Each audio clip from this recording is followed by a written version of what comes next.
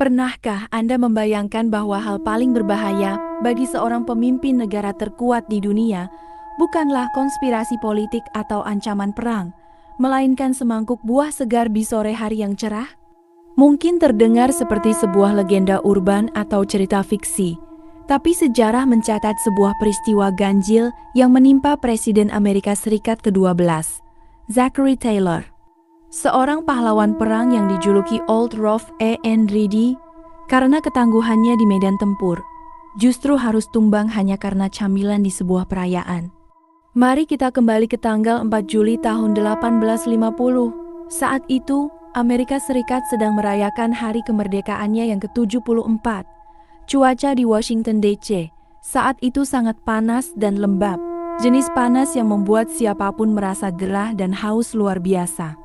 Presiden Taylor, yang saat itu sudah berusia 65 tahun, menghadiri upacara peletakan batu pertama Monumen Washington. Setelah berjam-jam berada di bawah terik matahari, Taylor kembali ke Gedung Putih dengan kondisi sangat haus. Untuk mendinginkan tubuhnya, dia menyantap makanan yang terlihat sangat menyegarkan saat itu, semangkuk besar buah ceri segar dan es krim, lalu meminum segelas besar susu dingin. Bagi kita sekarang, itu mungkin hanya sekadar pencuci mulut biasa. Namun, dalam hitungan jam setelah menyantap ceri dan susu tersebut, sang presiden mulai merasakan kram perut yang hebat. Rasa mual mulai menyerang, diikuti oleh diare dan muntah-muntah yang tidak kunjung berhenti. Dokter kepresidenan segera dipanggil, namun kondisi Taylor justru terus memburuk selama beberapa hari berikutnya. Pada tanggal 9 Juli tahun 1850, hanya 5 hari setelah memakan buah ceri itu, Zachary Taylor menghembuskan napas terakhirnya. Pemimpin sebuah negara besar itu dinyatakan meninggal dunia di masa jabatannya yang baru berjalan 16 bulan. Pertanyaannya, bagaimana bisa buah ceri dan susu membunuh seorang presiden? Secara medis, dokter pada masa itu mendiagnosisnya sebagai cholera morbus. Tapi jangan salah paham, ini berbeda dengan penyakit kolera yang kita kenal sekarang. Cholera morbus adalah istilah medis kuno yang digunakan untuk menggambarkan peradangan saluran pencernaan yang sangat parah. Jika kita melihat kondisi sanitasi di Washington DC pada pertengahan abad ke-19, kita akan menemukan sebuah kenyataan yang mengerikan. Saat itu, sistem pembuangan limbah di ibu kota Amerika sangat buruk. Saluran air terbuka dan kotoran seringkali mencemari sumber air bersih. Susu yang diminum Taylor kemungkinan besar tidak dipasteurisasi karena teknologi itu belum umum digunakan. Dan ceri yang ia makan mungkin dicuci dengan air yang sudah tercemar bakteri. Kombinasi antara bakteri dari air kotor dan susu yang mulai basi karena cuaca panas menciptakan badai sempurna di dalam perut sang presiden.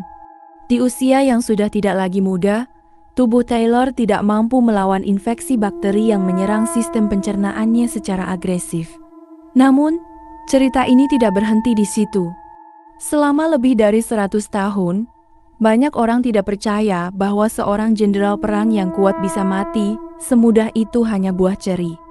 Muncul berbagai teori konspirasi yang mengatakan bahwa Taylor sebenarnya diracun oleh lawan politiknya yang pro perbudakan, mengingat posisi Taylor yang saat itu cukup moderat.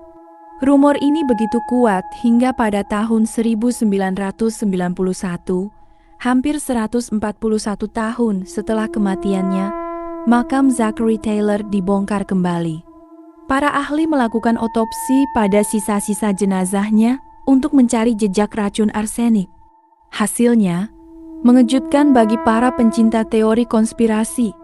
Para peneliti memang menemukan jejak arsenik, tetapi dalam jumlah yang sangat kecil yang dianggap normal bagi manusia pada masa itu. Tidak ada bukti bahwa ia diracun.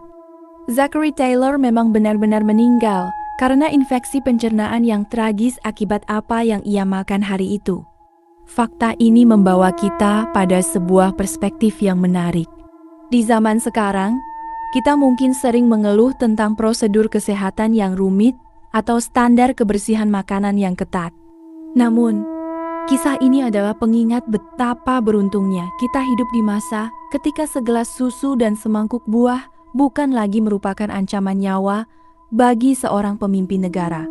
Seorang pria yang selamat dari berbagai peluru di medan perang Meksiko-Amerika akhirnya harus kalah oleh hal yang paling sederhana di atas meja makan. Kematiannya bukan disebabkan oleh pengkhianatan besar atau senjata canggih, melainkan oleh musuh kasat mata yang tersembunyi dalam kesegaran buah ceri. Ini adalah salah satu ironi terbesar dalam sejarah kepresidenan Amerika. Sebuah pengingat bahwa terkadang sejarah tidak diubah oleh keputusan di ruang sidang atau strategi di medan perang, melainkan oleh hal-hal kecil yang sering kita anggap remeh. Apakah Anda pernah menyangka bahwa standar kebersihan makanan yang kita miliki sekarang dulunya bisa menyelamatkan nyawa seorang presiden?